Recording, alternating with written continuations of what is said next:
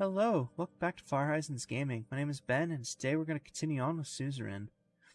So last time we left off, we set our business tax rates, as well as helped our Minister of Education to decide on some reforms for our school systems.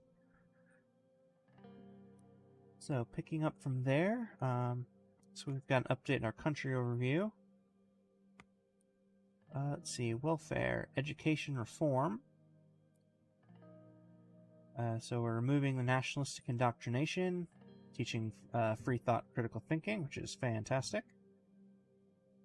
Education privatization, which was not exactly a choice I entirely wanted to make, but we need more money to help fund our schools. Which, unfortunately, leads to this education gap, which is... it's orange, so it's not exactly good or bad, but does lead to an educational gap between the rich and poor, which is unfortunately what I expected. But also because of all that, we have modernized education techniques, which is fantastic. Influence of traditional teaching has been curbed. Brilliant, I love it. Okay. So it doesn't look like we have any reports to start off with here, just a couple news articles, so we'll start off there again.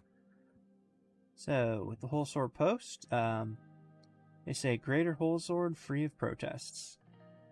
This week, with the actions of the government and the police, the protests in the Greater Whole Sword region came to an end, which have paralyzed the economy and left tens of dead. Wow, that is a really weird sentence. Okay, one protest leader from Conriat said, "We want peace for our brothers and sisters in Sordid. We don't want more repression." Earlier in the day, hundreds of riot police drove protesters out of northern Holzord into surrounding streets.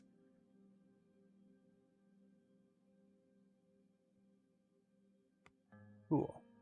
Alright, Lockhaven Times. Keebner, Rain is making a mistake. Head of Sordlin's second opposition party, National Front Party, Casaro Keebner, has said President Rain will not be able to keep ruling the country without addressing policies that have negatively affected our security, culture, and economy. He blamed President Rain for not being open to any discussions about proper reforms.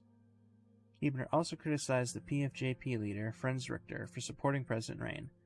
NFP cannot be a part of this nonsensical collaboration anymore, as it has been transformed into an anti-nationalist committee, said Keebner. He also explained that his concerns over how PFJP supported Arcasian imperialism and only cared about profit at the expense of the Sordish people. Rain is making a mistake by working together with Richter, said Keebner, and criticized the committee for not discussing the real issues that surround Sordid.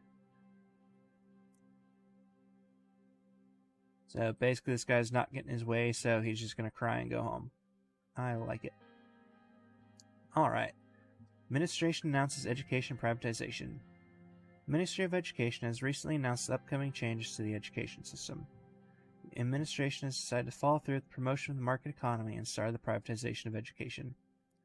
There's a mixed response where one side is believing that this change will only serve the oligarchs behind the corporations, and the other side defending that this will increase the quality of education. We will see which side is right and the effects of this decision in the long term. Alright. And last up is the Radical. Demonstrators arrested. Tens of thousands of demonstrators were driven out from city centers by riot police in the week. According to ground sources, thousands have been detained.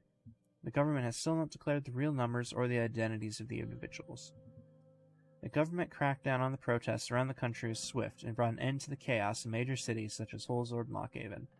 Reports from mayors around the country came in today, saying the protests are under control and stability will return. Nice. That's what I was hoping for when I boosted the budget of our police department. Obviously it'd be better if we could do that without having to resort to the police, but sometimes you gotta do what you gotta do. Alright. Well, apparently we actually have two reports here in Whole Sword. So, Ministry of Education has started work on education reform. Minister of Education, Ciara Walda, is reporting that she has begun working on the approved education reform. Details of the education reform will be finalized over the upcoming months. If the reform package is accepted, next steps of this process would be to discuss the indoctrination of education. And the second report, United Cantana launches second satellite. Intelligence reports that United Contana has successfully launched a second satellite which has the capability of radio communications. This means that United Contana radio communications will be able to be transmitted through satellite for the first time ever, technology that no other country currently possesses. That's kind of cool. Alright, meeting with Gloria Torrey on planned reforms. This could be interesting. Don't remember if she was an ally or not, so I guess we'll find out here. I arrived at the Grand National Assembly, which was only a 5-minute drive away from the palace. Today, I had a private meeting with Gloria Torrey, one of the leading figures of the USP, to get her approval for the proposal. She was also key in reaching 150 signatures to propose the new constitution, as she had extensive control over our party's conservative and moderate wings. As I walked through the corridors of the Grand National Assembly, I was confronted by my memories of the historic building. Despite being a member of Assembly not long ago, it now felt like the distant past. I walked into the left wing of the Assembly, which currently acted as the quarters of the USP. Gloria's office was the first one inside. I knocked on the door and entered. Good morning, Mrs. Torrey. Good to see you, Mr. Rain. All my accents are really weird, but that's okay.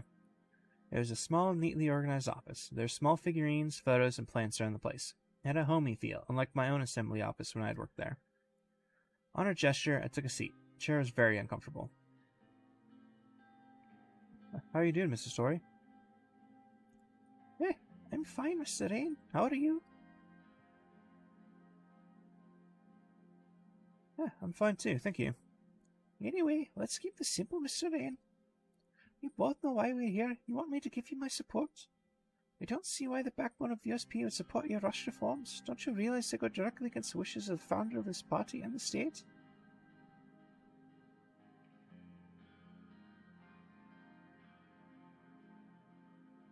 My reforms are very critical for the future of Sordid, Mrs. Torrey.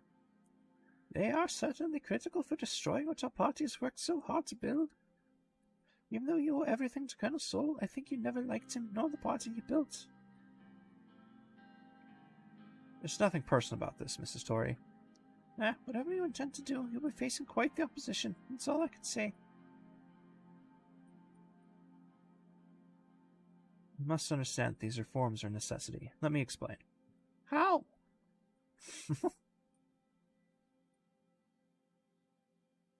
Okay. Need these reforms to fix our problems with the unrestricted power of the Supreme Court.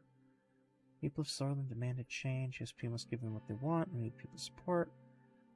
USP is a party that knows how to react in changing times. We must lead the nation in the future. Let's go with that one. The USP is a party that knows how to react in changing times. We must lead the nation into the future. That's for the party to decide, not you. I seriously do not know if the Conservatives would be willing to support you at all. Especially when you're trying to decrease the electoral threshold. You must know this will mean bringing the Communists into the Assembly. You probably have a deal with either them or maybe the PFJP. Friends seem to be positive about giving you support too.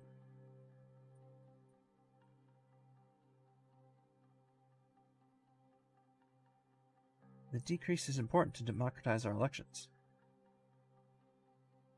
I don't know how your acts can even be justified inside the USP. I do not support an election threshold of 8%. This sets a dangerous situation for us as both the WPB and the CPS will gain more power. I'd rather leave the threshold as it is. Will that ensure your support? I don't know what to say before seeing a commitment from you, Mr. Rain.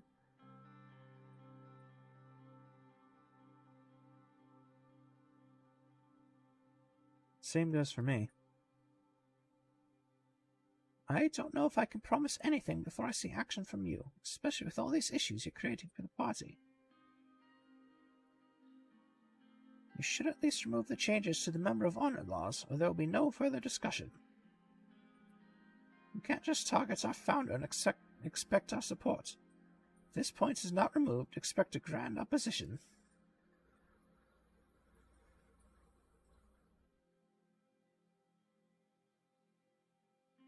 Why are you against all this, Mrs. Torrey? I was thinking we could work together.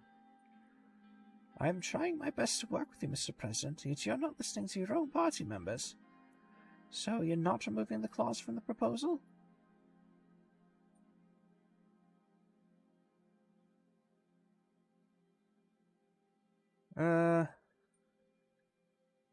That's a tough question.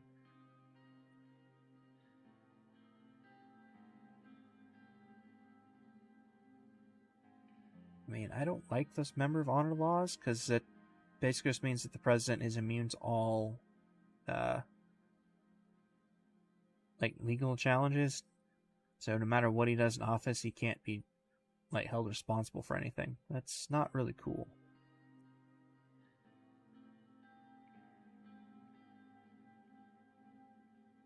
Alright, yeah, that's a really tough question here.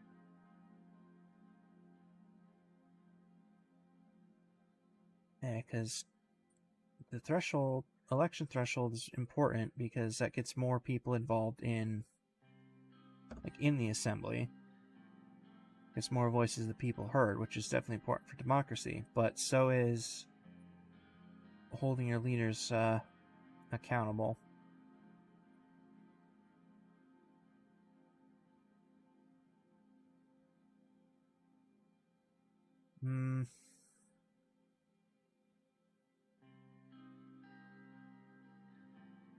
I'm just going to push ahead. Let's see what happens. No, we could talk about the other clauses instead. It seems you don't understand. Alright, Mr. President, I'm sorry I won't be able to help you. I wish you luck gathering the signatures you need. She suddenly stood up. I must get back to work. Thanks for stopping by, Mr. President. She extended her hand to me for a handshake. I'm not finished. Please do not humiliate yourself further, Mr. President. Goodbye. I left her room. Albin in the reformist wing was my last hope to get the needed 150 signatures for the proposal. Even then, it looked quite uncertain if we could get 166 votes in the assembly. I went outside. Serge drove me back to the palace, where I met Lucy and told him the bad news. I don't know. Trying to stick to my guns there might have been a bad idea, but that's alright. Alright. One more news report here from Sordid today. Rain stops unrest. This week saw the decrease in the protests surrounding the country and a complete stop in several cities, particularly the capital Holzord. Thanks to President Rain's approach to the crisis, Sordid is slowly returning back to stability, which will hopefully reflect positively on our community or on our economy too. Alright. Well, let's go meet with Albin Clavon then. After our meeting with Gloria Torrey and further discussions with the party and my cabinet, it was time to talk to Albin Clavon to get the reformist wing to support the proposal. I also plan to finally present a more fleshed out proposal and declare our agenda to the party after our meeting. I walked into the left wing of the assembly and entered the quarters of the USP. When I reached the meeting hall, I saw many of our members conversing inside. After taking a glimpse inside, I went back into the corridor to look for the office of Albin Clavon, which was around the back of the place. When I reached his room, I knocked on his door and entered. Mr. President, welcome. The whole room was surrounded by bookshelves packed with files and papers. It was a small office, with books and dossiers lying in every corner. I felt claustrophobic. On his gesture, I took a seat. How's everything going, Mr. Clavon? It's been busy. The party has been working very hard, Mr. President. Thank you for asking. How's it going for you in the palace? It's been pretty tough. I can't imagine the work you're dealing with up there. I wanted to express my gratitude for passing the Workers' Rights Act. It is one of my most comprehensive and successful political efforts.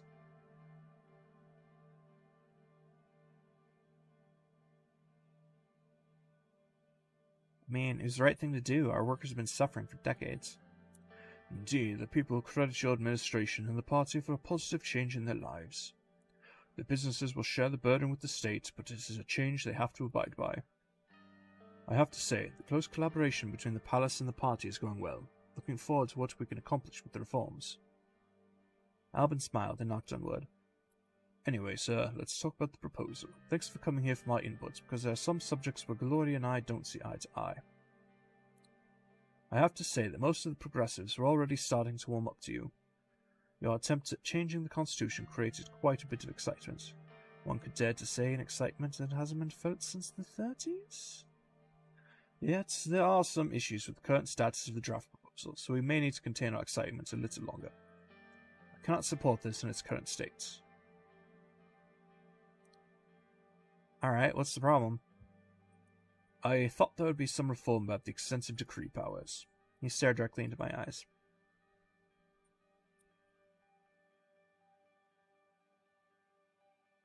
Look, we need the decrees to pass further reforms. I can't give away everything. Fine. He looked down at the proposal. There might still be a way for me to get behind this. This is not enough, Mr. President. We can take another look over the draft, or perhaps there's something else you could offer me.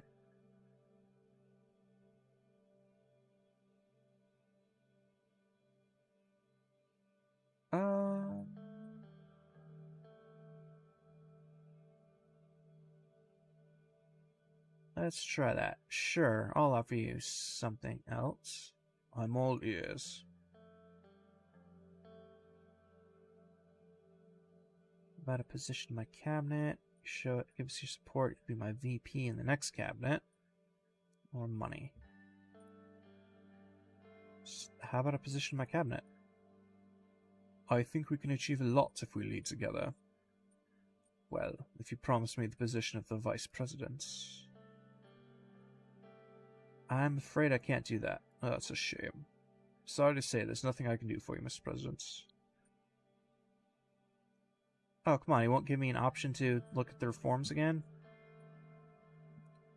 Good luck with uniting the party under your reforms, but I guess you'll be uniting the party against you like this. Which is an achievement too, I guess. Anyway, I need to get back to work, Mr. President.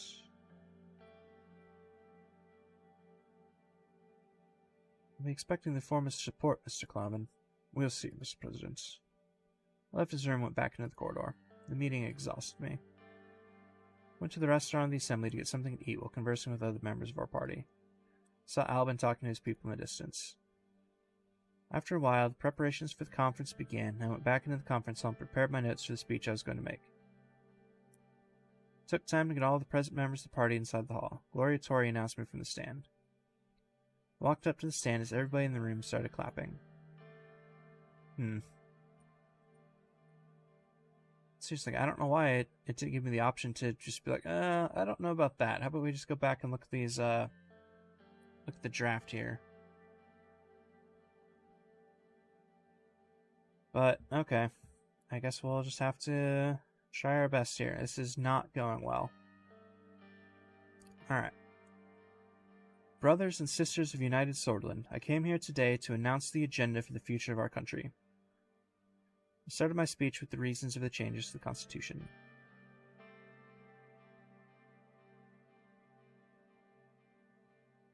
Our system and institutions have increasingly become undemocratic over the decades after Seoul tightened his grip on the country. Since then, we have a Supreme Court that obstructs the duties of the President and the Assembly. We must finally be brave enough to go against the status quo that they created and write a new Constitution. I paused and some people started clapping, but it was short-lived. After taking a breath, I continued.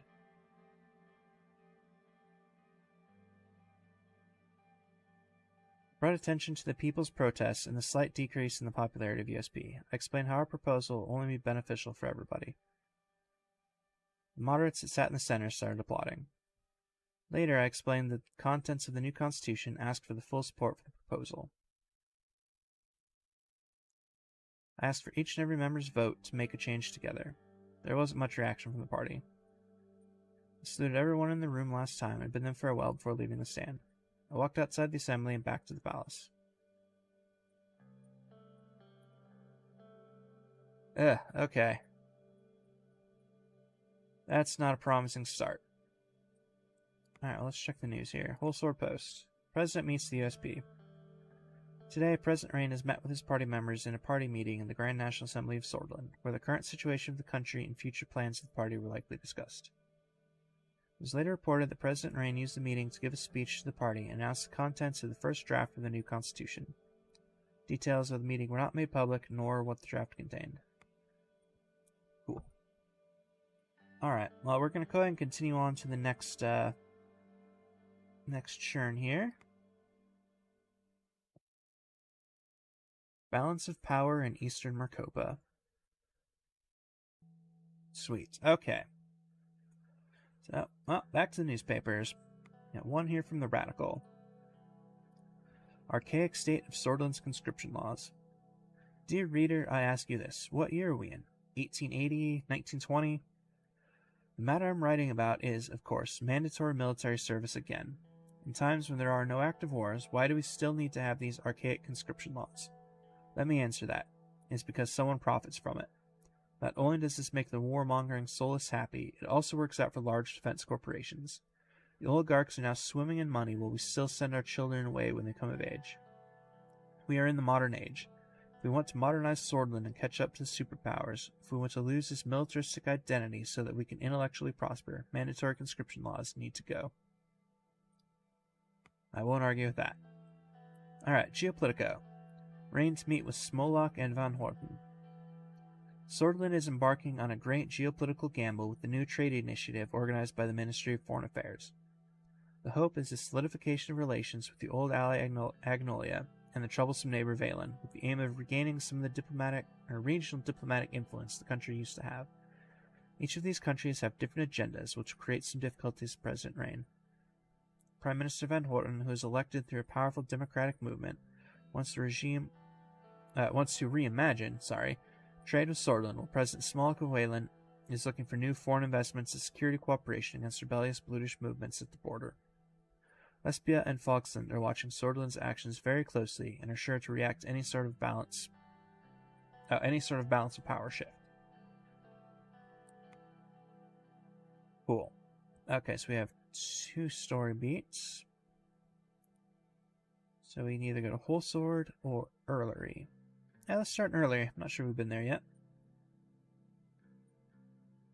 Hey, Arcasia offers aid. Arcasia has reached out and offered aid in return for Air Force access. Okay. The Foreign Minister of Arcasia has offered a substantial amount of financial, logistical, and equipment support to help our country. In return, Arcasia requests refuel and repair access to the Earlery Air Force Base whenever they require. President Dwight Walker sent personal assurances that this agreement is for peaceful purposes only.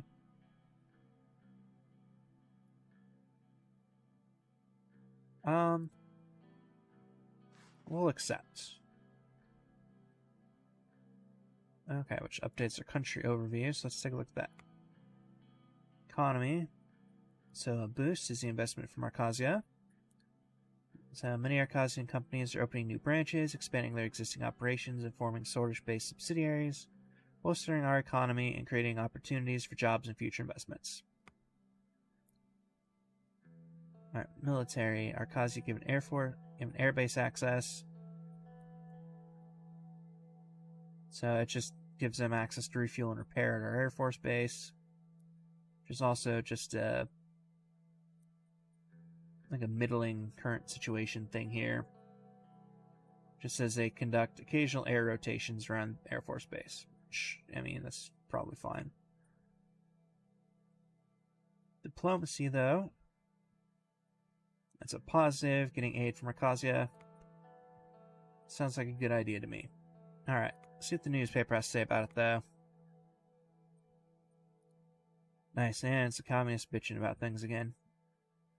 Another checkbox has been ticked on the growing list of Mr. Rain's weak leadership decisions. His recent decision to accept the Arcasian financial aid makes Sordid look weak. It seems that a time of strong leadership in international theater has long passed. Mr. Rain not only failed to keep his own country afloat, now dares to sell our long-lasting standing in the region in return for servitude to major superpower like Arcasia. Wah. Okay, back to Whole Sword. Alright, we've got a bill and 2 reports. So I'm going to start with the reports first. So, condemnation from United Cantana. United Cantonan Ambassador and Holzord condemned the financial deal between Sordid and Arcasia, criticizing President Rain for inviting Arcasia to meddle in Eastern Marcopa affairs. He announced that Chairman Malinev will do whatever it takes to defend its sphere from encroaching Arcasian imperialism. Alright, and Ministry of Health. Ministry of Health discusses privatization.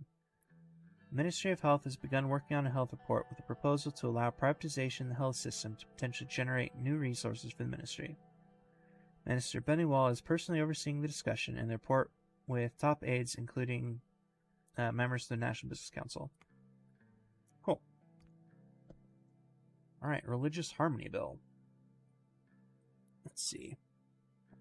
For the purposes of increasing religious harmony and unity, the following laws are established in religious affairs. Section 1 of the RHP will ensure that the Day of Dissension ceremony in the Arch Sanctuary of Deer shall from now on only hold sermons in the Sordish language. Section 2 will forbid sanctuaries from holding sermons in Bludish unless they receive approval from the Archpriests of Sordland. Section 3 will enforce that all priests applying to be state-sanctioned have Sordish descendants to be able to receive their salaries and pensions.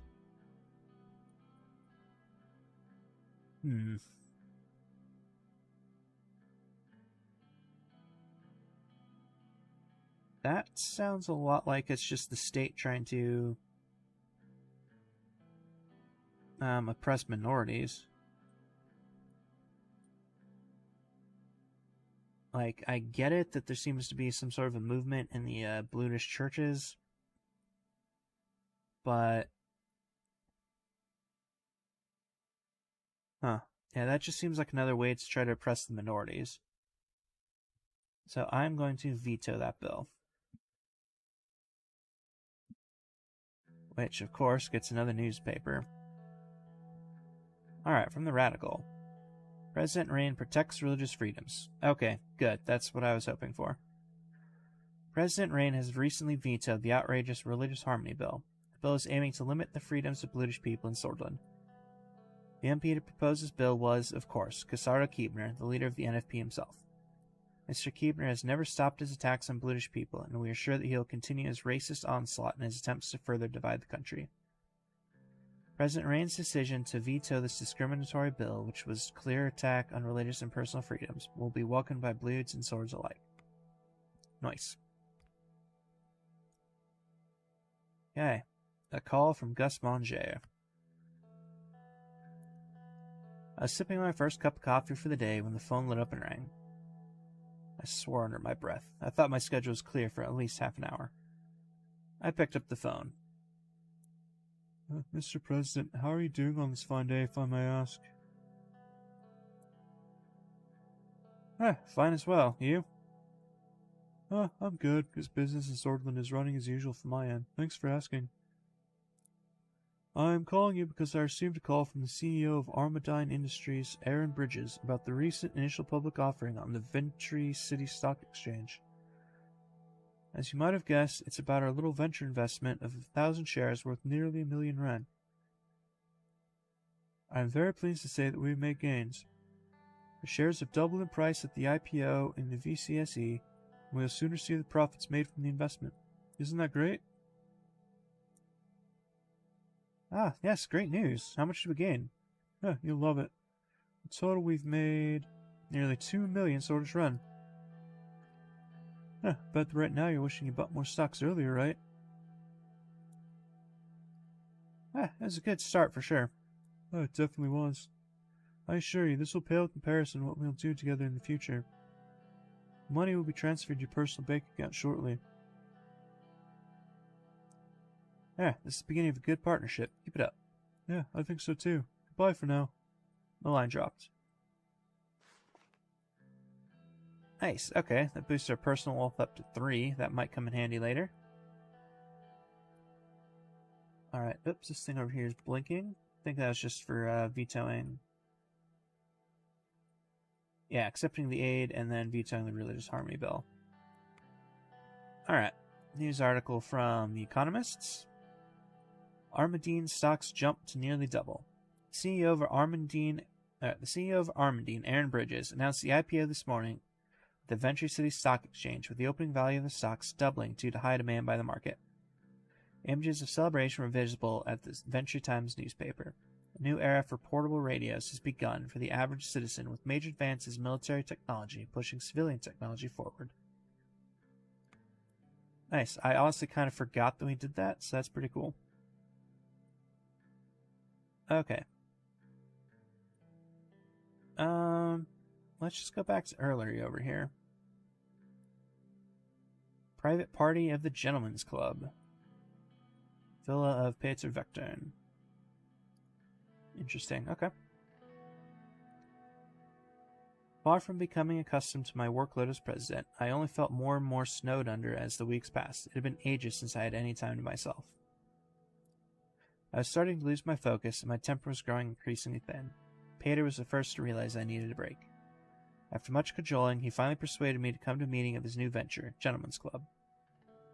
For the past few months, he'd been hosting a salon of sorts, not just for politicians and businessmen, but also for artists, entertainers, people of taste, he told me with a smile on his face. There's only one rule, no wives or girlfriends allowed, hence the name. Okay, I was expecting a strip club. This is much better. And so I found myself in front of his new luxury villa in Erlery. Very loud jazz music emanated from inside. I waited and waited. Finally, Peter opened the door. I could smell the whiskey on his breath. Hey, Anton, finally! Now the real party can start. Come on in. As soon as I entered, Peter closed the door and turned toward the small crowd. Gentlemen, a minute of your time, please. And now I have the privilege to present to you the man himself, the fourth president of Sordid, Mr. Anton Rain. I had known him for long enough to understand that he was more than a little drunk. I made an elaborate mock curtsy as I passed him and walked into the room. The music stopped and I felt everyone's eyes on me.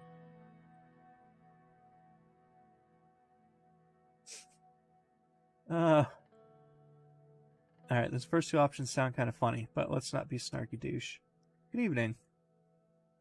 Peter nodded at me and turned to the attendees. Dear members, please give a warm welcome to a very special guest. If I may, Anton, here, take this. He handed me a glass of whiskey and put his hand on my shoulder. We all know you've gathered here tonight to celebrate life, to have a brief escape from our tumultuous professions. I personally don't know any better cure for stress than a little drink. Raise your glass. I raised my glass and the rest of the crowd followed. Now, the tradition dictates as the club president, I have to remind you of our house rules. There are 3. No politics, no wives, no one sober. Cheers! Peter drank the whiskey in his glass in one go. I'm just going to sip it. I took a sip from my whiskey. Anton Rain might have the power to make presidential decrees, but I, Peter Vectorn, the president of this club, now declare this party started. Music! Go! The band started up again. After greeting the crowd around me, I felt a hand on my shoulder. Hey, let me show you around. We walked through the corridors of his mansion. Statues and paintings lined the stark white walls. An arched window provided a view of the neatly manicured grounds, complete with a swimming pool. A grand Lesbian marble staircase led up to the second story. Peter gestured at the massive crystal chandelier hanging overhead.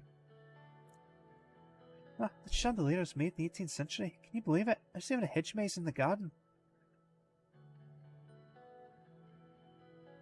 18th century chandelier? A hedge maze? This is a little much, isn't it? Ah, come on, Anton. You only live once. Hey, I'll let you know a secret. Gus Manger has a lot of contacts in real estate, and he brokered a good deal for me. He'll also be here tonight. I can introduce you if you like. What did you promise him in return? Only my money. We continued walking until we circled back to where we had started. So, what do you think of my little hideaway?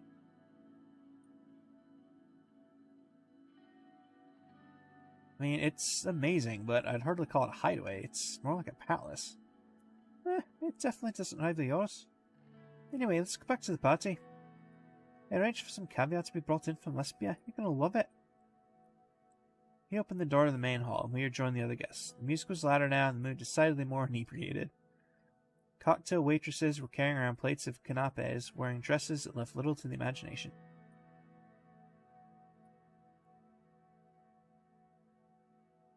I thought this was a gentleman's club. Would you rather get served by rinky old men? Sweetheart, over here. We had one of the right waitresses, and she came over to us. She was in her mid-20s, wearing red lipstick, her blonde hair neatly tied into a ponytail. On her plate were toast points slathered in the lesbian caviar Pater had mentioned. I took a bite. It was rich, salty, tasting of pure seaside. I could almost hear the sound of waves and seagulls. Yeah, lesbian caviar, best in the world. I'm telling you, Anton, there are few pleasures in life that are this. As the waitress left us to serve another attendee, she flashed a quick smile at Pater over her shoulder. He smiled back a little too broadly. Sensual. His eyes were still fixed on her, with an expression I remembered from our many nights together as students. Yeah, oh look, there's Gus. Why don't you go talk to him? I'll be back shortly. Pater, I'm warning you, don't make a mistake. Mistake? What are you talking about? Just going to the, washroom. I'll be back before you know it. He left the room and I headed over to Gus. Gus Manger was standing next to a couple of men that I recognized as banking industry magnates. As I approached, all of them turned to me and bowed their heads. Mr. President, a toast to our new member, everyone. Gus and I clinked our glasses as the people around us raised theirs. You don't seem at all surprised to see me here. Yeah, that's because Pater told me you were going to come. He also told me you might be interested in potential opportunities such as, well, this. He opened his arms, gesturing at our opulent surroundings. Let's take a walk. The balcony has an amazing view of Erlery. We left the room and made our way to the balcony. On the way, he took out 2 cigars and held one out for me. I took the cigar and started smoking it. Mixed with the taste of whiskey, it was delicious. We went out to the balcony. All of Erlery was at our feet. From this vantage point, I was able to see how expansive the building plot was. The swimming pool and the hedge maze were visible from here. Leaning over the railing, I admired the view for a moment before Gus spoke up. I know you're wondering about the deal Pater made. In a nutshell, thanks to my network, he was able to procure this house for half the asking price, which would have been impossible under any other circumstances. I'd be delighted to discuss a similar arrangement with you. In fact, I've prepared a document with my own personal favorite opportunities. This is the least I can do since you've been generous to many business people in this country.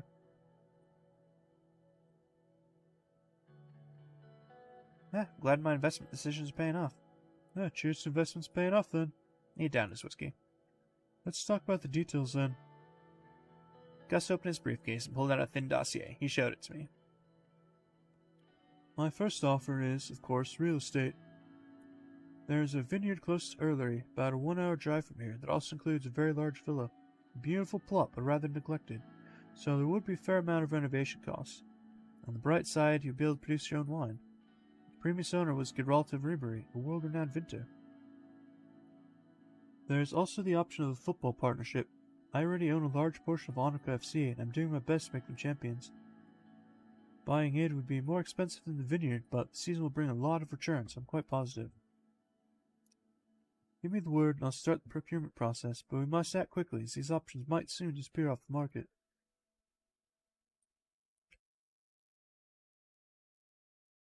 Alright. Well, I've got 3 personal wealth, and I'm just doing this just for my own personal interests here. So, football sounds exciting. I'll invest in Honoka FC. Excellent. Start the process right away. Now, if you'll excuse me, Mr. President. He left to rejoin the party. Alone on the balcony, I looked out over Erlery. Suddenly, I heard a rustling from the hedge maze below. I looked down and saw a silhouette. 2 silhouettes, actually, so close together they seemed to be entangled. I squinted and tried to get a better look. It was definitely 2 people kissing, but I couldn't see either of their faces. I returned to the party and spent some time mingling with the other guests, engaging them in small talk about the businesses, their children, their relationships. Around an hour later, Pater showed up next to me. See? I told you to be back before you knew it. Wasn't that you in the hedge maze? What are you talking about? I told you, went to the washroom. For, over an hour.